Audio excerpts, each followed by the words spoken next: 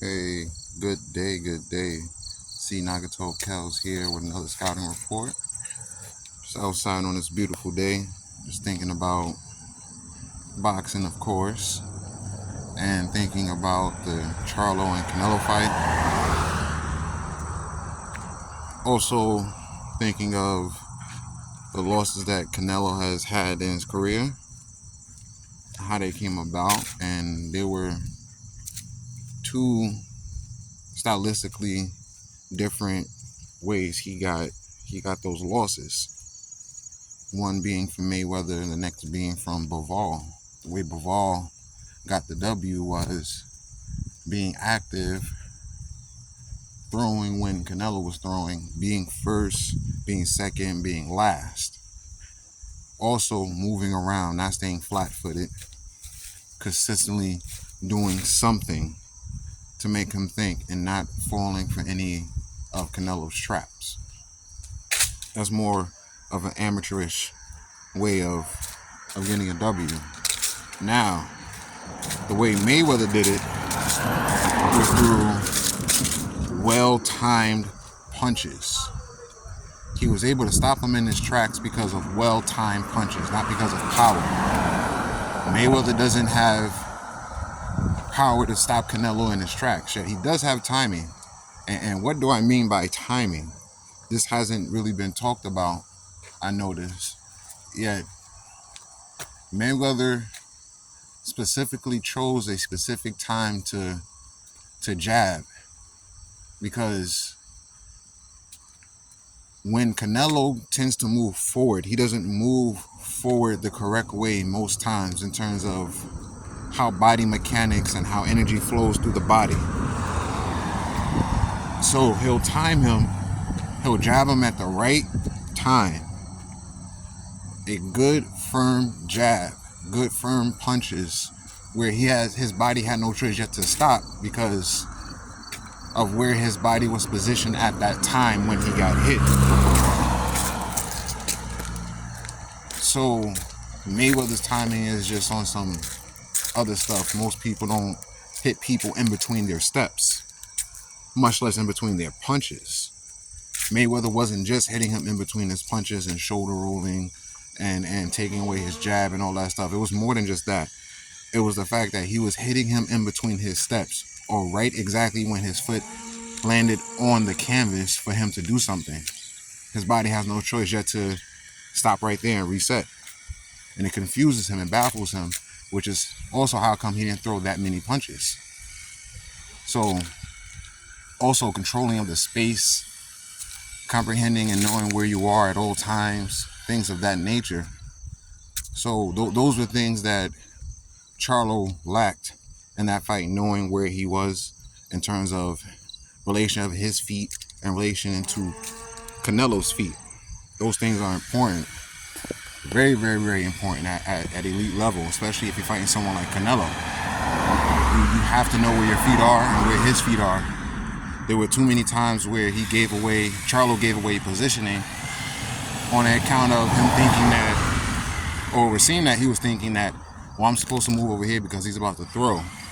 No, you're supposed to jab and move, not just move and give away position.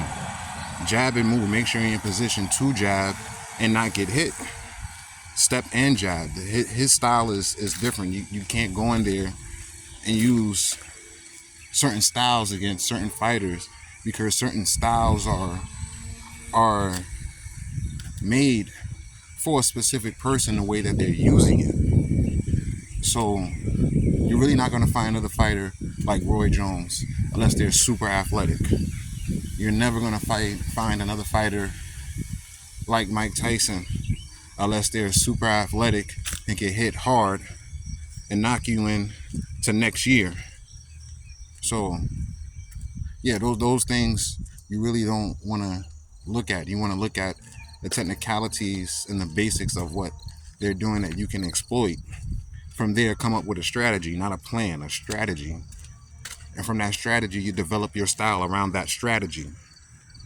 So it's not about plan A, plan B, because everyone has a plan until they get hit in the face. This is why you shouldn't have a plan. Have a strategy. Because once you make a plan in your mind, okay, this is going to happen, that's going to happen. When that doesn't happen, you subconsciously become discouraged. But when you have a strategy, you subconsciously are ready to adapt and make adjustments based upon the outcome and things that are what's going on. Also based upon what you want as the end result. So you got to have great strategy when it comes to fighting. You have to. You got to have a disciplined mind, disciplined body, and it has to all come together. And if you ask me, yeah, Charlo did step up for greatness. Yet once he felt the pressure, I guess he was like, nah, this ain't it. I don't think I got this right here. Let me just take this check and just move on and just don't get knocked out.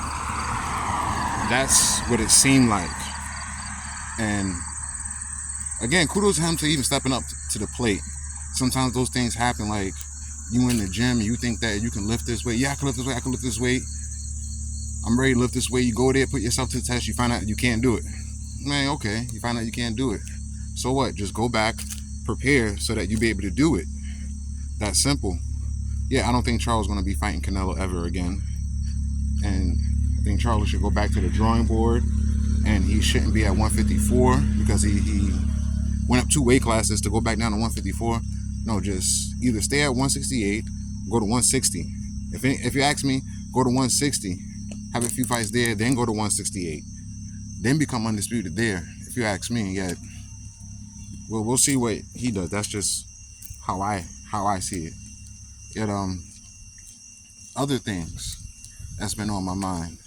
Obviously, David Benavidez and Boo Boo Andrade. Honestly, I'm rooting for Boo Boo. Not only because he's the underdog.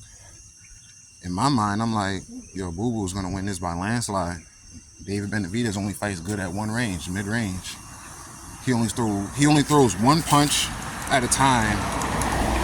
Or shall I say, he'll throw one punch on the outside, and that'll be a lazy jab, and that'll be it. That's just it. He doesn't throw feints. He falls for all feints. And yeah, it's just not good the way he steps in the ring. When you look at his opponents, all his opponents were designed and tailor-made for him. Yeah, they had things that can exploit his weaknesses, yet, however, they were never consistent in that, and his camp knows that, and they know that eventually they're going to just stand in front of him, and that's when he'll start teeing off, throwing a lot of punches from mid-range, nowhere else. Now, if he's throwing punches everywhere, a lot of punches everywhere, then I'll be like, yeah, he's a true monster. Yet, you're just throwing a lot of punches. You're not even doing it with great technique. It's like someone can go in there. If they really want to sit there and just bang with you, they can, because of how flawed his punch technique is. Same thing with Spence against Crawford. His punch technique is flawed, much less the way he moves around the ring. So since his punch technique is flawed, you can be punching between your punches and you're not going to hit anyone or anything at all. And when you fight someone who knows what they're doing and seeing as, oh, you're doing this, you're doing that, let me not fall into the persona of you're this boogeyman because you throw a lot of punches at mid-range and it appears that you hit hard when you really don't. So that's how I see that fight. It's another Crawford and Spence type fight. And it can go either way because Benavidez isn't like Crawford, isn't like Spence in the sense of where he's going to stop throwing punches and or lessen the amount of punch that he throws. He's not going to do that, and Boo Boo knows that. And I really feel that since Boo Boo, much less his other techniques, I really feel as though Boo Boo's education and his feet is just that much superior to David Benavidez that his punches aren't going to make a difference, because you really can't punch without your feet. And Benavidez' feet are terrible. They don't look terrible because he's getting wins, okay. When he fought Caleb Plant, he was still getting countered with the same thing over and over again all night long. Caleb Plant only problem was just standing in front of him after he counters, not taking an angle. And that's another thing David Benavidez does not do. He does not take angles. He stands square in front of his opponent. And he's fighting people who's willing to stand square with him. And it's like, well, fight someone who's not going to do that, because Boo Boo is not going to stand there in front of you. And kudos to David Benavidez. He really does believe in himself, and he's really not scared anymore. That's great. That's actually that's something that's rare in today's sports. And the thing is, it's not also about being fearless. I'm gonna catch you later. Okay, buddy. It's not also about being fearless. It's also okay. A friend of mine in the neighborhood, we normally talk. I'm a musician too. Yet it's not about being fearless, it's also having the skills, because once you become champion, or you're in that realm of champion talk, you gotta comprehend that everyone in the division isn't looking at anyone in the division. They're looking at you. They're preparing for you. And then on top of that, Boo Boo will spend at least a month training specifically for David Benavidez, while Benavidez has been on a honeymoon. Like, congratulations on your wedding and being married and all.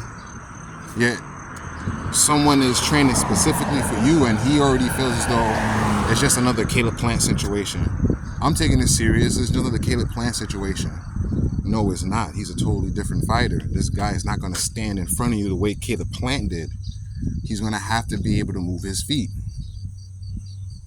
David Benavidez win, and I give him his props. You're a true Mexican monster.